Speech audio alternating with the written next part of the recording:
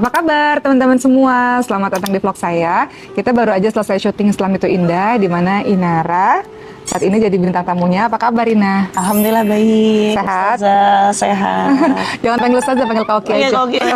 Ustazah kayak gap banget gitu. Nah, Alhamdulillah senang banget ketemu Ina. Beberapa minggu ini pemberitaan media Indonesia ini lagi ramai pembahasan tentang Ina. Jadi mau nanya kabarnya Ina saat ini? Iya, alhamdulillah baik. Kabar anak-anak? Alhamdulillah baik. Alhamdulillah kita semua sehat, bahagia. Keluarga sehat? Sehat. Dan semoga Allah menenangkan hati Ina, hati anak-anak, menenangkan hati beliau dan keluarga, sehingga semuanya dalam keadaan tenang, adem, insya Allah ya, kita doakan. Ina saat ini kayaknya sibuk banget ya, tadi baru selesai di casting loh sama tim Islam Itu Indah untuk jadi host. Masya Allah, memang banyak banget tawaran berdatangan, lagi-lagi semua atas izin Allah. Apa tawaran apa yang sejauh ini udah berdatangan nih? Kalau dari acara TV sendiri, host acara gitu. Oh jadi host? Iya. Oh bukan bintang tamu, host? Bukan, bintang tamu ini kayak gini tadi, host. Tadi aku di casting sama dari TV sebelah juga ada. Masya Allah, jadi host juga? Host juga, ya sambil belajar lah aku minta buat bantuannya gitu untuk sambil dibimbing gitu. Karena kan aku 7 tahun hiatus gitu dari dunia entertain, jadi ibu rumah tangga. Ibu rumah tangga banget, dulu. Jadi butuh adaptasi lagi. Padahal kan Ina sebelumnya adalah seorang girl band juga kan, artinya memang udah terbiasa sebelumnya dengan pekerjaan-pekerjaan di depan banyak orang seperti ini. Tapi karena udah vakum 7 tahun, jadi butuh waktu lagi untuk apa ya? Encourage diri. Iya, benar-benar. Tapi sebenarnya Ina tuh lebih suka apa sih? Lebih suka jadi host, lebih suka jadi pemain film, pemain sinetron, atau selebgram, atau apa sih sebenarnya senangnya? Kalau dari sukanya passionnya di mana? Kalau ini sih lebih suka host ya, karena nggak terlalu banyak makan waktu, apalagi sekarang keadaannya sudah ada 3 anak, mana yang 2 juga masih kecil-kecil, jadi butuh waktu yang benar-benar intens gitu untuk ibu dan anak gitu, quality time. Jadi kalau suatu waktu nanti ditawarin main sinetron, mau nggak kira-kira? Kayaknya nggak deh. Main film? Dulu. Main film tergantung, kalau misalkan ininya butuh waktu lama gitu, syutingnya atau pembacaan skripnya kayaknya nggak dulu gitu. Karena benar-benar prioritas saat ini ya anak-anak gitu. Ina kan kemarin Ina jadi ibu rumah tangga, istilahnya banyak waktu sama anak-anak selama 7 tahun. Sekarang Ina kayak sekarang nih, ini subuh-subuh udah pergi dari rumah ya kan, yang biasanya sama anak-anak. Iya, Masya Allah. Gimana rasanya? Sempet sedih sih, berat hati. Cuman lagi-lagi aku balikin lagi ke Allah yang menguatkan. Jadi ini semua harus aku lakukan untuk mereka juga gitu, untuk mempertahankan mereka juga. Ina nggak jelasin anak-anak tuh gimana sih? Kan sekarang anaknya Ina, Starlo umurnya 8 tahun ya? Anakku juga umurnya 8 tahun. Artinya mereka itu, anak-anak yang 8 tahun, jangan kan 8 tahun, di bawah 8 tahun sebenarnya udah bisa diajak ngomong sebenarnya. Dan dia udah ngerti sebetulnya. Udah ngerti. Gimana Ina menjelaskan semua keadaan ini ke anak-anak? Kalau yang dia bertanya duluan atau Ina yang jelasin? Umur 4 tahun sama 3 tahun kan belum paham, masih kecil kan. Dia nggak nanya, kemana ini, kemana kalau yang nomor 2, yang umur 4 tahun itu udah mulai nanya, Dedi kemana? Aku bilang ya, Dedi ya kerja gitu. Kalau yang Starla lebih kritis lagi, Dedi kok nggak pulang-pulang gitu. Terus kalau misalkan lagi apa dia kangen mau video call, padahal Dedinya kan nggak bisa standby setiap saat kayak gitu. Jadi Ina menjelaskannya apa yang terjadi dengan keadaan saat ini?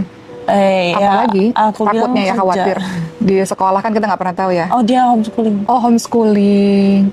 Saat ini apa emang dari dulu homeschooling? Emang dari dulu. Oh oke. Jadi dia nggak dengar apapun. Iya. Jadi benar-benar clear lah. Jadi Ina belum menjelaskan apapun, hanya ayahnya lagi pergi aja. Iya. Ina sekarang usianya berapa? 30 ya? 30. Nggak mudah, usia muda pada akhirnya mengalami ini semua. Siapa orang-orang sekitar yang memberikan support yang besar untuk Ina? Kan nggak mungkin Ina sendiri, memang ada Allah, tapi kan kita perlu orang-orang sekitar. Siapa sih orang-orang berjasa di sekitar Ina yang buat Ina kuat? Keluarga ya, abang, terus mama juga, orang-orang soleh. Karena kan apa ya, ketika kita menghadapi masalah, penting banget untuk kita mendekatkan diri ke orang-orang yang soleh, orang-orang yang faham gitu, supaya dia tuh mengingatkan kita untuk segera balik arah ke jalan Allah gitu. Apa sih nasihat yang paling Ina ingat dari mama atau kakak-kakak atau guru-guru yang Ina membekas nasihat itu dan jadi pegangan Ina sampai hari ini?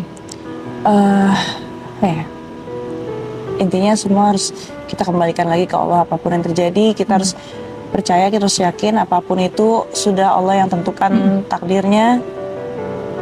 Jadi aku tinggal berjalan aja gitu, tinggal jalanin aja, karena yakin bahwa Allah sudah tentukan jalan kita, Allah sudah siapkan jawabannya, Allah sudah siapkan solusinya, segala sesuatunya, kita tinggal jalanin aja. Artinya kalau ngebayangin berapa tahun ke depan, kan kita kan kadang-kadang suka pikir panjang gitu ya. Beberapa tahun ke depan yang Ina bayangin itu apa? Untuk anak-anak, untuk kehidupan Ina, apa yang terjadi ke depan yang Ina bayangin sampai sejauh ini? Kalau untuk dia, kadang-kadang kita kan mikir, apa ya anak-anak ini, gitu kan manusiawi kan seperti itu. Iya, awal-awalnya sempat kepikiran kayak gitu. Jujur kalau untuk diri aku sendiri, aku masih belum tahu gitu, maksudnya harus ngapain, harus kemana. Cuman ya seiring berjalannya waktu, Allah gerakan hati orang-orang untuk nolong aku gitu. Alhamdulillah jadi terarah gitu sekarang. Kalau untuk anak-anak aku udah siapkan, maksudnya karena sebelum jauh masalah ini memang mereka sudah aku kasih program gitu. Ya sekolahnya kayak Starla homeschooling, yang anak nomor 2 aku masukin sekolah reguler di Kipina sana. Kenapa? Karena dia kan introvert. Nah, dia butuh lingkungan, bukan yang Ali. Dia butuh lingkungan yang bisa ngedukung dia supaya melatih kecerdasan verbal dan sosialnya dia gitu. Kalau Starla sendiri kan anak ekstrovert, jadi dia nggak butuh waktu yang lama untuk bisa beradaptasi sama lingkungan baru gitu. Jadi aku yakin bahwa dia tuh bisa gitu ditempatkan dimanapun gitu, dia bisa cepat adaptasinya. Makanya aku lebih pilih homeschooling karena dari dianya sendiri juga passionnya lebih ke sport, passionnya lebih ke musik. Jadi akademis itu hanya untuk menunjang aja gitu. Kalau untuk anak yang nomor 3 itu dia belum masuk sekolah, insya Allah nanti Juni Juli ini masih 3 tahun. Ina kemarin kan apapun yang menjadi latar belakang Ina itu Ina yang paling tahu ya, untuk akhirnya memutuskan mempost segala sesuatu itu. Ketika suatu hari nanti, memang saat ini mungkin anak-anak nggak lihat dan belum paham juga karena masih kecil-kecil. Misalnya suatu hari nanti, entah dia berusia semakin besar, kemudian dia lihat semua video-video itu, Ina mau menyampaikan apa kira-kira? Ini jadi pelajaran buat orang-orang juga, yang mana mereka mungkin mengalami permasalahan yang sama, sehingga mereka tahu, oke, saya sudah melakukan hal ini, berarti harus ada hal berikutnya yang harus saya lakukan akibat atau konsekuensi dari apa yang sudah saya buat kemarin gitu. Ya. Kalau untuk itu aku udah siapin sih jawabannya untuk anak-anak, bahwa istilahnya aku harus menunjukkan ke mereka bagaimana cara kita bersikap menghadapi suatu masalah, menghadapi seseorang. Kita harus tahu memperlakukan diri kita seperti apa yang selayaknya gitu.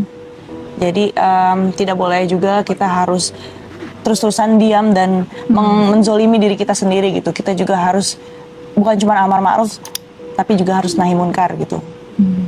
Dan sekuat-kuatnya nahi munkar itu kan dengan tangan kita. Jadi yang kita usahakan harus selalu dibalikin lagi ke Allah. Tujuannya apa? Tujuannya ya untuk menegakkan tauhid, untuk menegakkan akidah, dan untuk juga membimbing anak-anak supaya mereka tuh paham dari konsekuensi perbuatan-perbuatan yang tidak sepantasnya itu seperti apa gitu. Aku berusaha untuk mendidik mereka ke situ sih. Ina, ini sedikit sharing.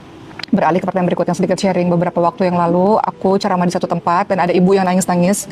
Beliau mengatakan, suamiku meninggal dunia setahun yang lalu, meninggal mendadak, kata beliau. Dan aku selama bersama dengan beliau, nggak boleh kerja, nggak boleh ini, nggak boleh itu. Aku sangat dimanjakan, kata beliau. Dan aku jadinya nggak punya skill apa-apa, nggak punya kalian apapun. Dan ketika suamiku meninggal mendadak, kata beliau, aku hidup dengan harta warisan, kata beliau. Dan kemudian harta warisan itu habis dan aku bingung. Karena bingung mau ngapain, nggak punya keahlian apapun. Nah, sepenting apa sih menjadi wanita berdaya, mampu berdiri di atas kaki sendiri? Karena kan Ina sekarang udah mulai tadi ya casting jadi host, lucu tadi dilihatin casting jadi host. Masih belajar banget. Istilahnya lagi ikhtiar ya untuk mencari penghasilan untuk membantu perekonomian keluarga. Sepenting apa sih perempuan itu harus berdaya, Ina? Penting banget karena ketika kita punya masalah yang besar, yang seakan-akan dunia kita tuh mau berakhir gitu. Tapi kan bukan berarti dunia anak-anak kita ini harus ikut berakhir juga. Iya. Jadi kita harus tetap berjuang, memberdayakan diri kita, apapun itu yang penting di jalan yang halal demi masa depan anak-anak itu sih. Ina, sepenting apa perempuan itu harus berilmu? Kalau tadi perempuan harus berdaya, Ina menjawab seperti itu. Sepenting apa perempuan berilmu? Penting banget, dan ilmu itu nggak terbatas ilmu agama, tapi banyak ilmu dunia, ilmu psikolog, semua itu penting karena pada dasarnya ibu itu kan madrasah untuk anak-anaknya.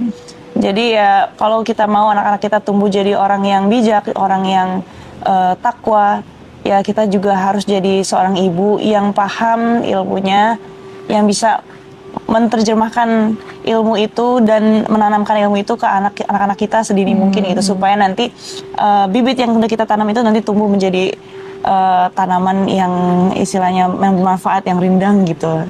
Jadi Ina ini memang ketika menikah kemarin pengajiannya lewat YouTube aja gitu, Iya. karena memang di rumah aja. Iya, iya. Berdasarkan pengalamannya Ina, untuk teman-teman yang nonton, teman-teman yang masih belum menikah, Iya. ketika mereka memutuskan untuk menikah, hal apa sih yang paling penting yang harus kita lihat pada diri calon kita itu untuk kehidupan kita lebih baik ke depannya dalam pernikahan? Yang pasti nomor satu. Karena mohon izin pakai potong, kita kan nggak harus mengalami dulu. Iya, betul. Kita bisa belajar dari pengalaman orang lain. Teman-teman bisa belajar dari pengalaman Ina. Menurut Ina itu apa sih kalau kita mau menikah itu apa sih yang harus dilihat pertama kali dan berikutnya? Keseriusan dia dalam pelajari agama itu satu. Itu paling utama. Paling utama. Kedua, bagaimana cara dia memperlakukan wanita, sosok wanita di keluarga dia, gitu, di sekeliling dia. Ibunya, kakaknya. Iya, ibunya, kakak perempuannya, atau dia punya adik perempuannya, gitu. Yang ketiga, bagaimana visi dan misi dia gitu ketika nanti kita akan menjalankan rumah tangga itu. Menurut Ina, dalam sebuah pernikahan yang paling nggak boleh dilakukan tuh apa aja sih? Menurut Ina ya, kalau kacamata agama ada begini-begini. Dari menurut Ina sendiri yang paling Ina nggak bisa toleransi itu apa sih dalam sebuah rumah tangga? Selingkuh. Selingkuh orang ketiga itu paling susah. Berarti kalau suami misalnya pasangan sakit atau diuji kemiskinan itu, Karena memang aku sama dia memang startnya kan dari nol. Jadi kalau masalah seperti itu kan apa ya, rezeki itu kan semua Allah yang ngatur. Tapi kalau selingkuh itu kan nggak mungkin Allah yang ngatur. Nggak mungkin, itu kan pilihan-pilihan buruk itu kan dikembalikan lagi ke kita, mau melakukannya atau kita mau menghindarinya gitu. Jadi ya selingkuh sih nomor satu yang benar-benar pantang gitu untuk dilakukan gitu. Karena kan sebenarnya Allah juga sudah memberikan solusi poligami, walaupun nggak semua kita bisa menerimanya. Ina kemarin tuh Koki sempat dengar video Ina katanya kalaupun misalnya poligami pun sebenarnya nggak apa-apa. Maaf ya hari ini agak random banget, cuman kita pengen tahu jalan pikirnya Ina dan sebagainya untuk jadi pembelajaran bagi kita. Agak loncat lagi nih ke poligami. Ina kan sempat bilang begitu di sebuah video yang Koki nggak sengaja dengar. Tadi Ina bilang dalam sebuah pernikahan tuh paling pantang banget kalau perselingkuhan, padahal ada jalan lain yaitu dengan poligami. Dan Ina sebenarnya nggak ada masalah dengan poligami. Kenapa Ina bisa bilang begitu? Nggak semua orang loh bisa menerima poligami. Ya, semua orang nggak bisa menerima perselingkuhan. Nggak semua orang juga bisa menerima poligami. Karena poligami itu bisa dilakukan kalau orang itu punya ilmunya, paham ilmunya. Kemudian poligami itu bisa dilakukan kalau istrinya itu yang mencarikan calonnya. Kalau dengan cara-cara begitu Ina nggak apa-apa? Nggak apa-apa. Masya Allah. Kenapa harus istri yang mencarikan? Karena penilaiannya akan menjadi objektif. Karena yang kita lihat sebagai perempuan pasti agamanya lebih dulu. Karena kan tujuannya adalah membangun rumah tangga ini kan ibadah, memperbaiki agama. Sama-sama kita bangun rumah tangga itu gimana caranya supaya Allah tuh ridho gitu kan. Kemarin itu Ina sempat ada permintaan maaf. Nah, bagi Koki, maaf itu nggak berarti kita harus salah sih. Betul. Kita minta maaf menunjukkan kebesaran hati bahwa ingin semuanya dalam keadaan yang baik-baik saja. Nah, terakhir dari Koki, ini terserah untuk Ina mau dilakukan apa enggak. Apa yang mau Ina sampaikan? Adakah permintaan maaf atau ucapan terima kasih yang mungkin Ina mau sampaikan kepada beliau dan juga kepada ibu atau keluarga? Kalau Ina mau mengucapkan sesuatu, terima kasih atau maaf. Kalau enggak juga nggak apa-apa. Kalau mau mengucapkan, silakan. Ini menjadi pembelajaran untuk kita semua. Karena kita pun pasti ada salahnya juga, betul, gitu. Betul. Sebagai manusia sih pasti kita punya kekurangan, pasti punya kesalahan. Ya untuk itu seperti yang sudah dan kemarin sering aku usahakan, itu saya usahakan minta maaf gitu. Itu udah berkali-kali dan nggak ada bosannya aku untuk minta maaf, karena memang aku sadar masa aku sendiri juga kan seorang hamba. Banyak kesalahan juga gitu. Dan pastinya juga mau ngucapin terima kasih atas Pelajaran hidup yang udah dikasih, atas pelajaran hidup yang udah diberikan dari awal sampai sekarang gitu. Terima kasih Karena sudah membentuk karakter aku sedemikian kuat sampai detik Masya ini. Allah, baik. Terima kasih. Jadi teman-teman semua, jadi jangan lagi ada yang mengatakan minta maaf, terima kasih. Enggak. Ucapan permintaan maaf dan terima kasih itu adalah menunjukkan kebesaran hati dari kita semua bahwa kita ingin semuanya baik-baik saja, semua tenang-tenang saja, dan Allah menyelesaikan semua dengan sebaik-baiknya insya Allah. Jadi Ina, semoga sehat selalu. Amin. Karena anak-anak Ina butuh Ina, Iya. butuh ibu yang kuat, butuh ibu yang menjadi sumber inspirasi untuk mereka, dan semuanya Allah selesaikan di waktu yang tepat insya Allah. Dan Insya Allah Allah. jaga keluarga teman-teman semua. Kisahnya Ina jadi pelajaran untuk kita semua. Ya, kasih dan nonton. Dah, assalamualaikum, makasih Ina. Iya, sama